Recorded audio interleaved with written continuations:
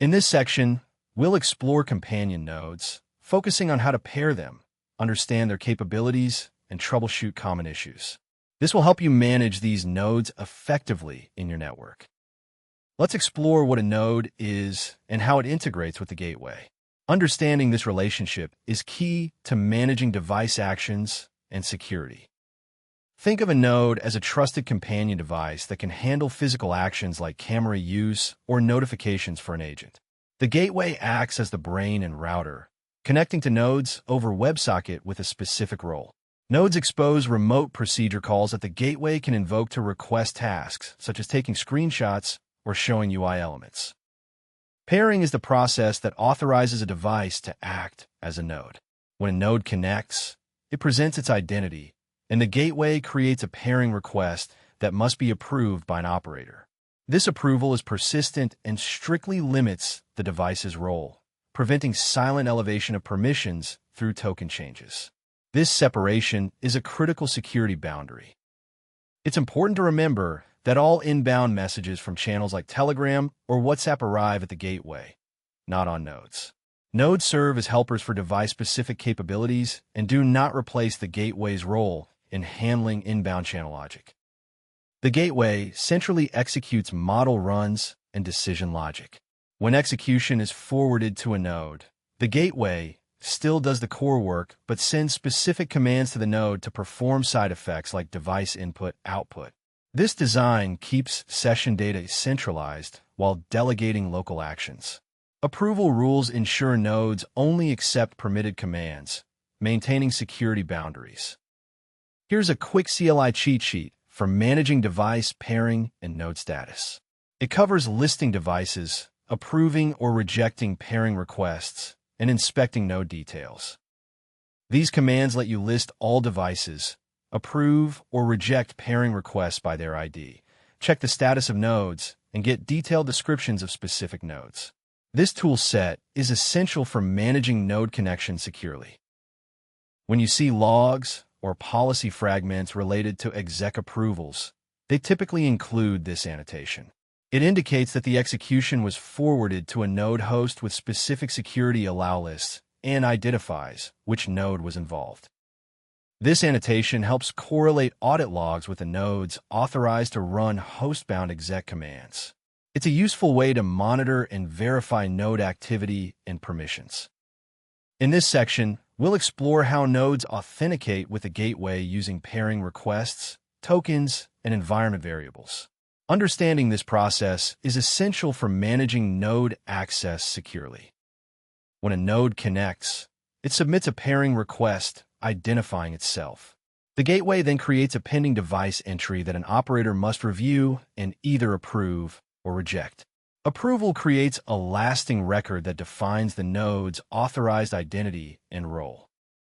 It's important to list devices again before approving a request, because if a node reconnects with changed credentials, a new request ID is generated. Approving an outdated request could grant incorrect permissions. The approved device record locks the node's role and scopes permanently. For nodes running on remote hosts connecting to a gateway bound to loopback, create an SSH tunnel to forward the connection. Authenticate the node using environment variables like tokens or passwords, which support both automated and interactive sessions. Here's how to set up the SSH tunnel in Terminal A, forwarding a local port to the gateway's loopback port. In Terminal B, export the gateway token as an environment variable, then run the node connecting through the tunnel. Keep the SSH session open while the node connects. In local mode, node authentication only respects environment variables prefixed with OpenCLAW_gateway_. It ignores remote secret references, so if those secrets are unresolved, node authentication fails. This makes environment variables the simplest and often the only method for local setups. Let's review a quick set of commands useful for managing device pairing and checking node status. These commands help you list pending requests, approve or reject them, and inspect node details. Use these commands to list devices awaiting approval, approve or reject pairing requests by request ID, check node statuses, and get detailed descriptions of specific nodes. These tools are essential for effective node management. If a node lacks certain capabilities, check its approvals and adjust allow lists as needed. Also, keep SSH tunnels stable using keep alive settings, and avoid port conflicts by selecting and used local ports for forwarding. In this section, we'll explore how to run, install, and manage node hosts. These nodes connect to the gateway and provide key capabilities for your system. A node is a companion device that maintains a WebSocket connection to the gateway with the role of node. It exposes RPCs that the gateway can invoke, such as canvas, camera, device, notifications, and system namespaces. Nodes carry capabilities, and the gateway routes execution and tool calls to them based on routing or policy. Mobile and companion nodes often have foreground-only restrictions for camera and canvas access, meaning these capabilities work only while the node is active and attached to a logged-in user. When the gateway is bound to the loopback address 127.0.0.1, remote nodes cannot connect directly. To work around this, create an SSH local forward from a machine that can reach the gateway and point the node to localhost on the forwarded port. For authentication, use environment variables like OpenCLAW_token or OpenCLAW_password instead of embedding credentials on the command line. To start a node host in the foreground and connect it to a gateway, you use a simple command specifying the gateway host and port. This minimal form gets the node running and connected. This command runs the node host, connecting it to the specified gateway host and port. Replace gateway host with your actual gateway address. Adding a human-readable display name when running the node helps identify the device in the control UI and status lists, making management easier. This command runs the node with a display name build node. This name will appear in the user interface to help you recognize this particular node. To run the node as a long-running service, use the install subcommand. This creates the appropriate service or agent for your platform, such as Systemd on Linux, launched on Mac OS, or a Windows service, and starts it. Installing requires administrator permissions. After installation, you can restart the node service using the CLI. The first command installs and starts the node service with the given host, port, and display name. The second command restarts the service whenever needed. Here is a minimal operational loop to check device pairing and node status. These commands list devices, approve pairing requests, and show node status. Use devices list to see pending requests. Devices approve with the request ID to approve a device, and node status to check the health and heartbeat of nodes. Let's review some best practices to ensure smooth node operation and management. A clear display name helps you quickly identify nodes in status reports and device lists, simplifying management. Always verify that the node shows up in the status list and reports a recent heartbeat to confirm it's running properly. If your gateway only listens on loopback, set up an SSH tunnel forwarding the port and configure the node to connect to localhost on that port. Remember that on mobile or companion nodes, camera and canvas capabilities may stop working if the node process is background or the screen locks. If a node doesn't show up, check local logs for connection errors and rerun the status command. Approving the node requires the request ID from the devices list. In this section, we'll explore how the gateway interacts with paired nodes to present user interfaces, capture snapshots, and send structured UI payloads using Canvas RPCs. A node is a paired companion device connected to the gateway over WebSocket with a role node. It exposes various RPC namespaces like Canvas, Camera, Device, Notifications, and System. Canvas RPCs let the gateway present web content, run JavaScript on the page, take screenshots, and push structured UI payloads called A2UI. Before using Canvas RPCs, ensure the node is paired and online. Node-side exec calls are controlled by an approvals file to prevent unauthorized execution. Each approved run must specify a concrete local file interpreter, ensuring safe and transparent execution on the node. A common workflow involves presenting a URL on the node, evaluating JavaScript to read page data like the title, and then taking a snapshot. The CLI can invoke canvas.eval to retrieve values from the node's rendered page. This command runs JavaScript on the node's canvas to return the current page URL. Notice how the JavaScript is passed as a JSON string in the parameters. This lets you query dynamic page content remotely. The Canvas convenience commands let you manage the displayed content and run JavaScript helpers easily. You can present a URL, hide the canvas, navigate to a new page, or evaluate JavaScript snippets on the node. Here are example CLI commands to present a web page, hide the canvas, navigate to a URL, and evaluate JavaScript to get the document title. These commands give you fine control over the node's UI presentation. After navigating or evaluating, you can capture snapshots of the canvas. You can choose between PNG or JPEG formats, limit the image width, and adjust JPEG quality to balance bandwidth and storage needs. These commands capture snapshots in PNG or JPEG format. The JPEG example shows options to limit width and set quality to 90%, useful for optimizing image size and clarity. A2UI payloads are SONL streams that push structured UI messages to the canvas. They enable multi-step user interfaces or interactive cards. You can push text or SONL files and reset the UI state when needed. These commands demonstrate pushing simple text or SONL payloads to the canvas and resetting the A2UI state. This lets you control complex UI flows on the node. On mobile platforms, many Canvas RPCs require the node app to be in the foreground. If you get node_background unavailable, it means the node refused the operation because it was background or locked. Recovery involves prompting the user to foreground the app, retrying with backoff, or sending a notification to request foregrounding. In this section, we'll explore how to interact with device capabilities like the camera, screen recording, location, photos, and SMS using a companion node. You'll learn the commands and permissions needed to access these features through the OpenCLAW gateway. A companion node is a device that keeps a persistent WebSocket connection to the gateway with the role of node.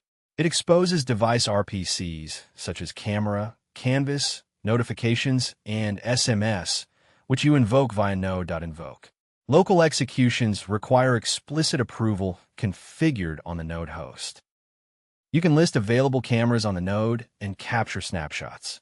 By default, snapping returns one media entry per camera facing, but you can specify front or back explicitly with the facing flag. Here are the commands to list cameras and take snapshots. Notice the use of node to specify the target device and the optional facing flag to choose the camera. The node app must have camera permission and be foreground on mobile devices. If you encounter camera_permission_required, bring the app to the foreground and grant camera access in the OS settings. You can record a camera video clip by specifying the duration in seconds or milliseconds. Optionally, you could disable audio recording with the no audio flag. These commands show how to record a 10-second clip with audio or a 3-second clip without audio. Clips return media references that the gateway manages for storage and transfer. It's recommended to keep clip duration short, typically between 5 and 15 seconds, to control upload size and bandwidth usage. The returned clips are referenced as media artifacts. Screen recording works similarly but captures the device's screen. You can specify frames per second and optionally disable audio during the recording. These commands record a 10-second screen capture at 10 frames per second, with and without audio. Adjust FPS and duration to balance quality and file size.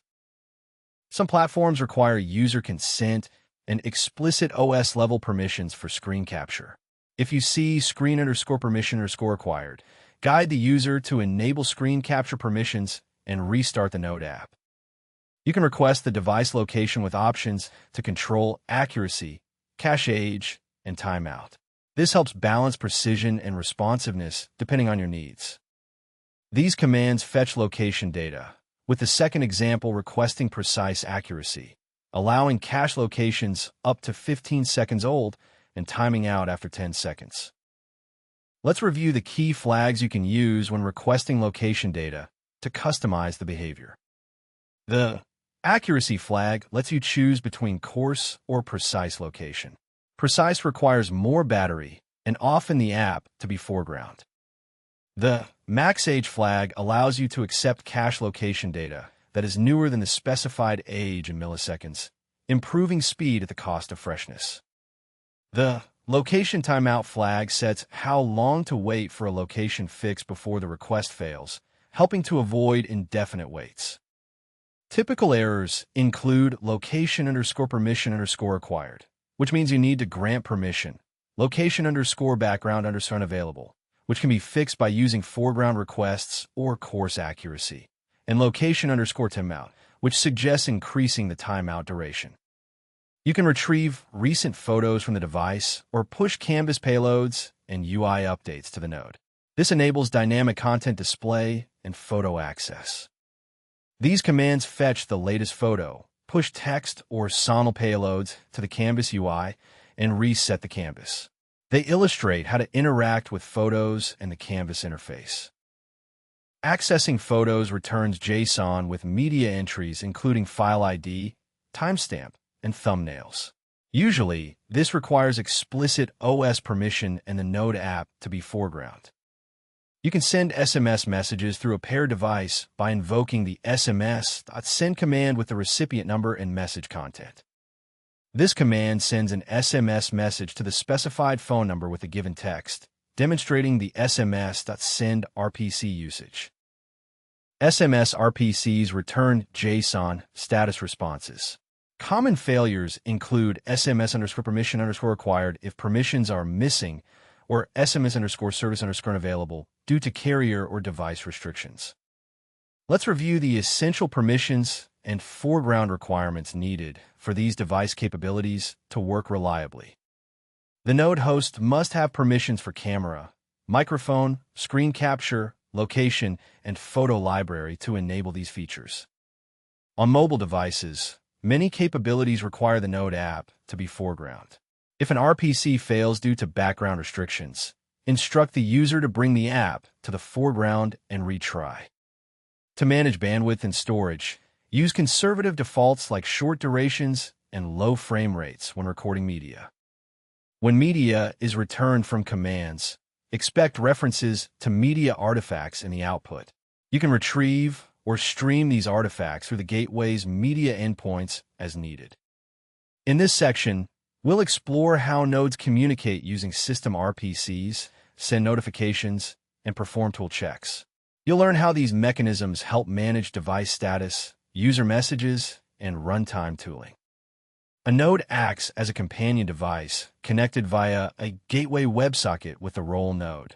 It exposes several RPC groups like device for status, notifications for user messages, photos for camera access, Canvas for UI, and system for runtime checks. Many nodes run on mobile or limited devices, so capabilities like camera and notifications often require user permission and foreground access. To quickly check a node's health and capabilities, use device.status and list-style RPCs. These commands return JSON describing device status, available features, and recent user notifications, which helps in diagnostics and understanding what the node supports. Here are CLI examples to query a node. The first checks device status, the second lists notifications, and the third fetches the latest photo. These commands demonstrate how to interact with node RPCs to retrieve useful runtime information. You can send ephemeral user notifications with Notify to confirm the node is reachable and that users see prompts. The system.which RPC checks if a binary is available on the node, returning its path or empty if missing.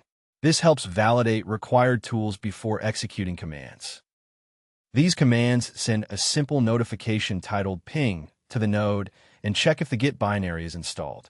This confirms both user visibility and tool presence, which are critical for smooth node operations. The Canvas A2 UI RPC lets you push interactive UI elements to a node. You can send plain text, sonal streams for complex interfaces, or reset the canvas to clear the UI. This is useful for dynamic user interactions on the Node device. These commands demonstrate pushing a simple text message, sending a sonal UI payload, and resetting the canvas on the node. This shows how to control the node's user interface remotely.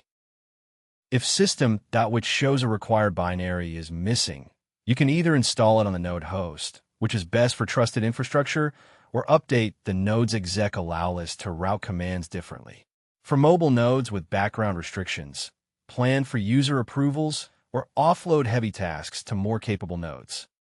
In this section, we'll explore how to route execution commands from the gateway to companion nodes and how to manage the necessary execution approvals to maintain security and control.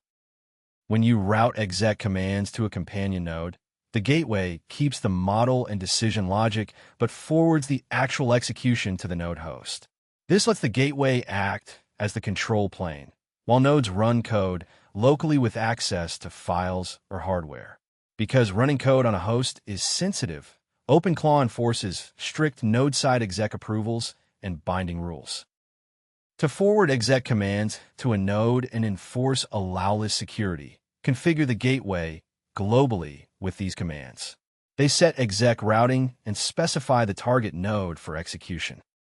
These commands set the exec host to a node, enable allowless security for exec calls, and specify the node by ID or name. This ensures that exec commands are routed securely to the chosen node.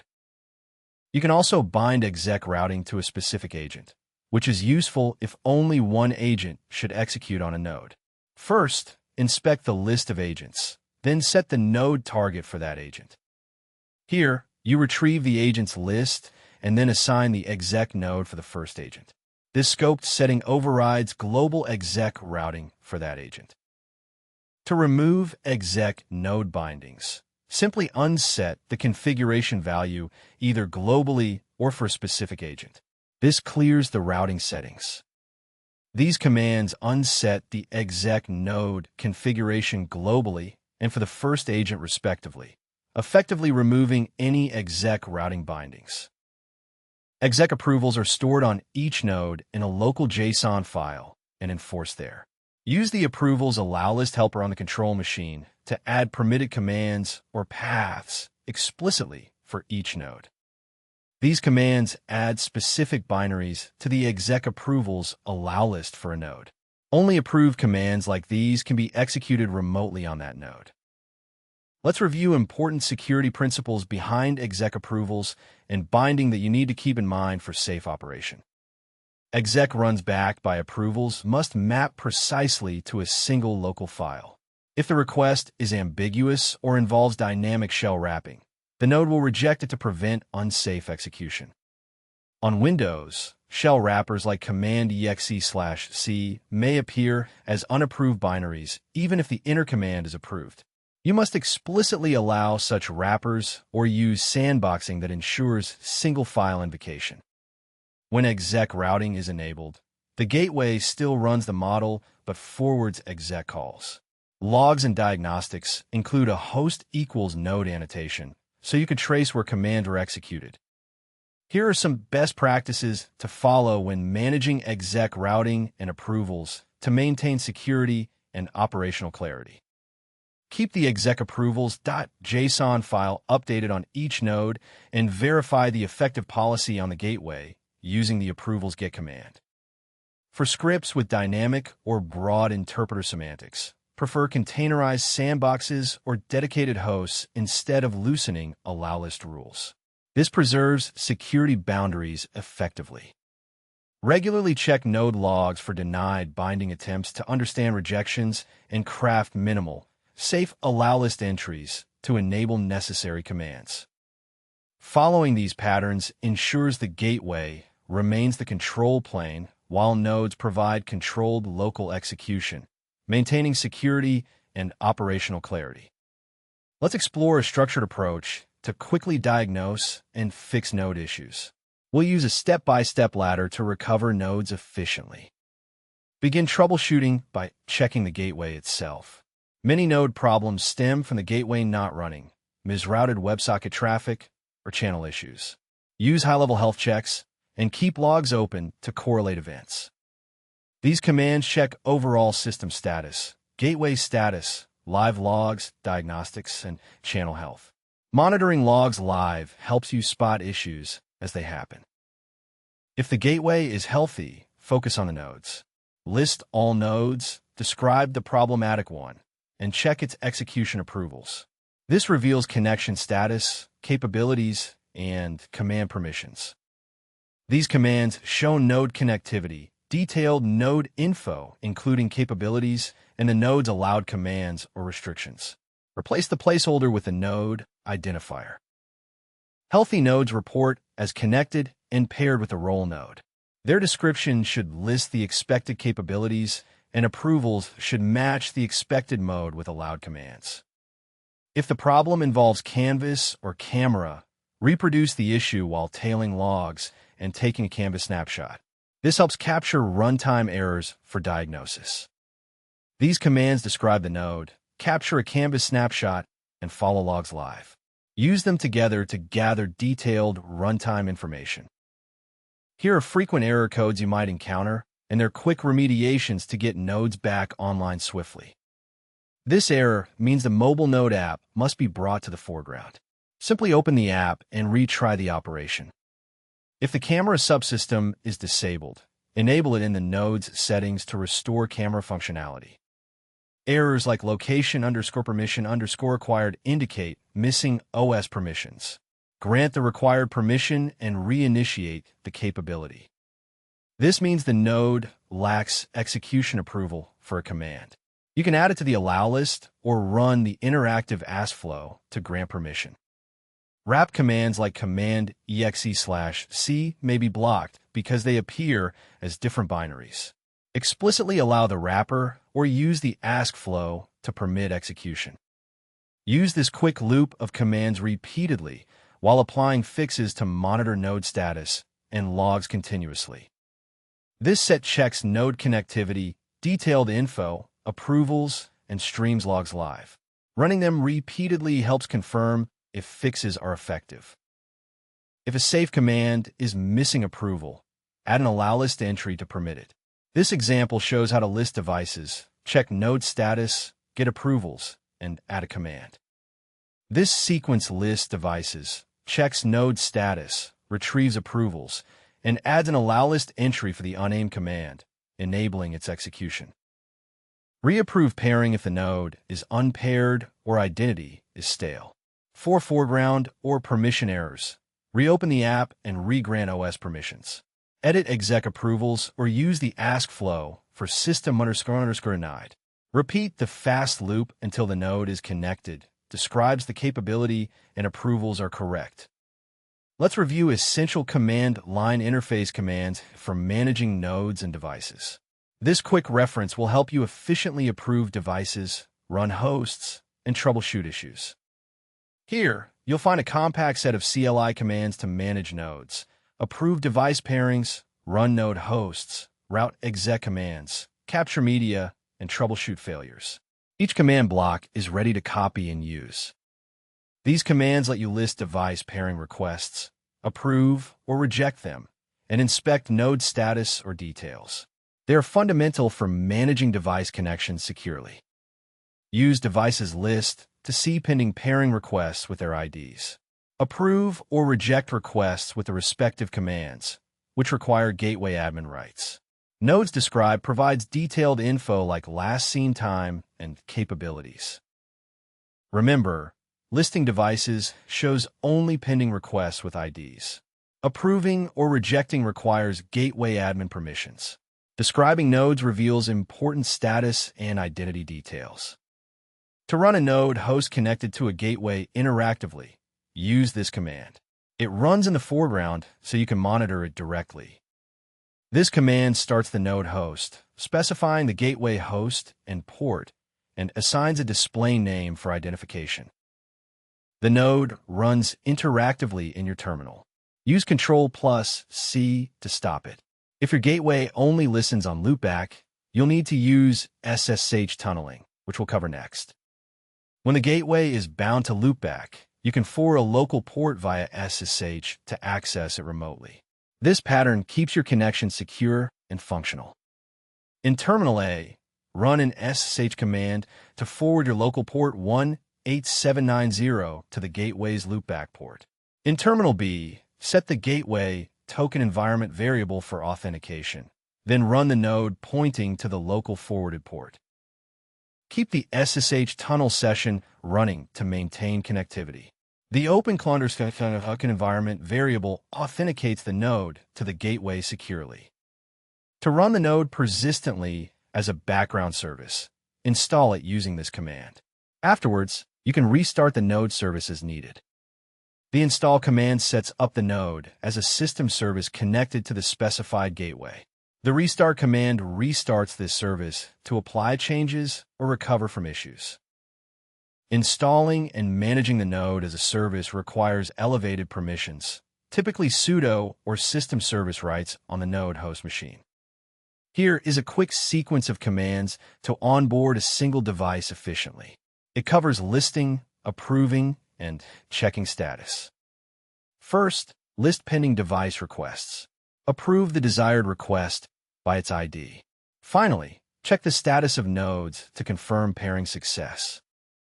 This minimal sequence is ideal when you are onboarding just one device and want a quick, straightforward process. To control which local commands a node can execute, add them to an allow list. This ensures security by restricting allowed operations. These commands add the specified executables to the node's allow list, enabling their use in exec requests. Replace the node identifier as needed. Once added, these allow list entries take effect immediately for any new exec requests, so no restart is needed. Configure the gateway to route exec commands to nodes and enforce allow list security. This ensures commands run only on authorized nodes and with approved commands.